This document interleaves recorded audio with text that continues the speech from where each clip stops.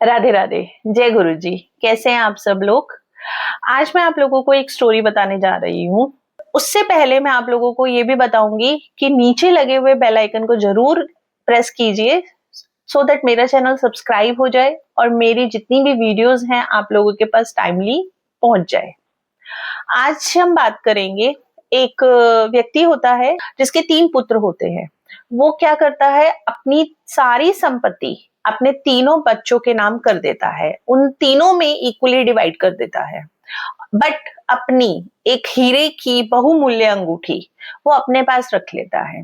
तो उसके बेटे जब उससे पूछते हैं कि आपने सारी संपत्ति दे दी बट अपनी ये हीरे की अंगूठी क्यों नहीं दी किसी को, तो वो उसको कहता है, अपने पुत्रों को कहता है कि तुम तीनों में से जो भी कोई एक ऐसा कार्य करेगा जो मुझे पसंद आ जाएगा या जिसकी वैल्यू बहुत ज्यादा होगी, तो मैं ये हीरे की अंगूठी उसी पुत्र को दूंगा। तो इसके लिए तुम्हें जितना टाइम लेना है, जहां जाना है जाओ और कुछ ऐसा कार्य करके आओ जो मेरे मन को भा जाए। तो उसके तीनों के तीनों पुत्र चले जाते हैं। कुछ दिन हो जाते हैं तो उसका बड़ा बेटा जो होता है वो आता है और वो उसको कहता है कि पिताजी मैंने एक बहुत ही अच्छा काम किया। तो उसके पिताजी उससे पूछते हैं कि क्या किया। तो वो कहता है कि मुझे एक ऐसा व्यक्ति मिला था जिसका अंतिम समय बहुत नजदीक था, जो बहुत बीमार था। तो मैंने उसकी बहुत अच्छी तहे दिल से सेवा करी और उसने खुश होकर मुझे अपनी संपत्ति दे दी। लेकिन मैंने उसकी वो संपत्ति नहीं ली और मैंने उस संपत्ति को आगे दान पुण्य के कार्यों में लगा दिया। तो उसके पिताजी कहते हैं कि ये कोई बहुत बड़ी बात नहीं है, ये कोई बहुत बड़ी अचीवमेंट नहीं करी, क्योंकि वैसे भी उस व्यक्ति का अंतिम समय बिल्कुल पास था। तो इसलिए तुमने उसकी सेवा कर ली, वो तो ठीक है, लेकिन उसने जो किया वो शायद तुम्हारी सेवा से बहुत ज्यादा था कि उसने तुम्हें जानते हुए भी नहीं तुम्हें अपनी संपत्ति दे दी। और ठीक है, तुमने उसको दान पुण्य कर दिया, लेकिन ये कोई मेरी नजर में बहुत बड़ा कार्य नहीं होता। वो अंगूठी अपने बड़े पुत्र को नहीं देता। तो कुछ टाइम बाद उसका दूसरा बेटा भी आ जाता है। तो फिर वो व्यक्ति उस अपने दूसरे बेटे से पूछता है कि तुम क्या करके आए हो। तो उसने बोला कि जब मैं जा रहा था तो मैंने देखा कि एक 11 साल का बालक एक समुद्र में डूब रहा है, तो मैंने उसकी जान बचाई। पिताजी होते हैं तो वो उसको कहते हैं कि ये मेरे संस्कार थे जो मैंने तुम्हें सिखाया है कि किसी को भी अगर मुसीबत में देखो तो उसको बचा लो।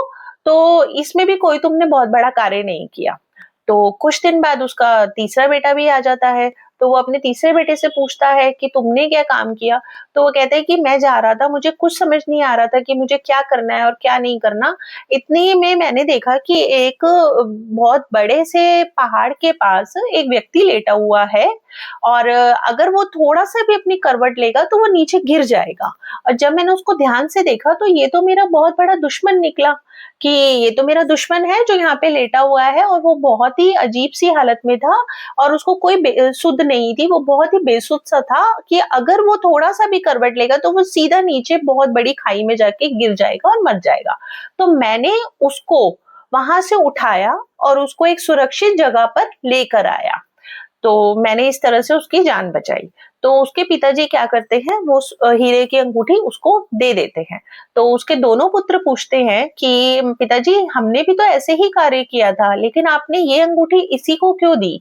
तो उसके पिताजी कहते हैं कि इसने उस व्यक्ति की जान बचाई जो इसका दुश्मन था, जिससे ये बहुत नफरत करता था। तो आज इसने अपनी नफरत को बिल्कुल साइड में रखकर उसके बारे में कुछ भी नहीं सोचा, क्योंकि नॉर्मली इंसान ये सोचता है कि अगर कोई हमारा दुश्मन भी है तो फिर वो जिए या मरे हमें कुछ लेना देना नहीं है।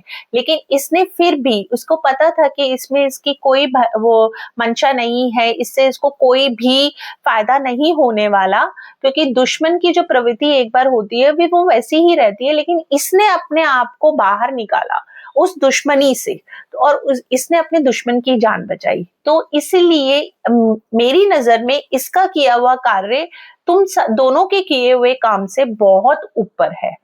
तो वो अपनी अंगूठी उसको दे देता है। तो हमें यही शिक्षा मिलती है कि अगर हम कभी भी अपने दुश्मन को किसी मुसीबत में भी देखें तो हमें उसकी हेल्प जरूर करनी चाहिए, क्योंकि क्या पता भगवान ने हमें ये अवसर दिया है किसी की हेल्प करने के लिए। क्योंकि दुश्मनी निभाने के लिए तो जिंदगी पड़ी होती है, बट भलाई करने के लिए कुछ पल ही हमें मिलते हैं।